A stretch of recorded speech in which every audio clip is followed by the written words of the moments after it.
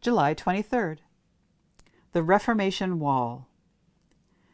To him who does not work, but believes on him who justifies the ungodly, his faith is accounted for righteousness. Romans 4, verse 5. The International Monument to the Reformation, or Reformation Wall, in Geneva, Switzerland, stretches for 110 yards, 101 meters, and features 10 major Reformation figures. William the Silent was a Dutch reformer whose son became the King of England in the late 17th century.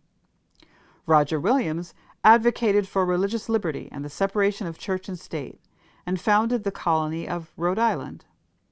The four main figures represented on the wall are William Farel, John Knox, John Calvin, and Theodore Beza, who succeeded Calvin following his death. The statues of each man stand 16.5 feet, or 5 meters, tall. The statue of Farel is unique in that Farel, who once described himself as more popish than popery, is depicted with his fist clenched, a reference to his uncompromising manner. Farel incited people to destroy idols, statues, and images found in churches in Geneva, and the Mass itself was abolished.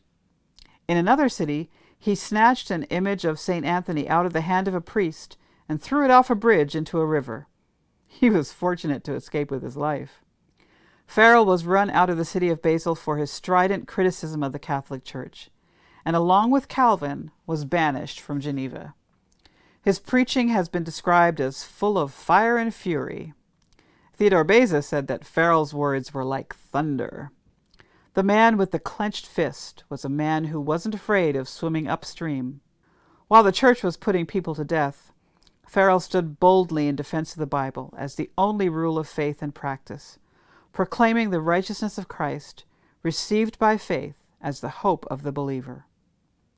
Earlier in his life, a mentor told him, "It is God who gives us by faith that righteousness which by grace alone justifies to eternal life."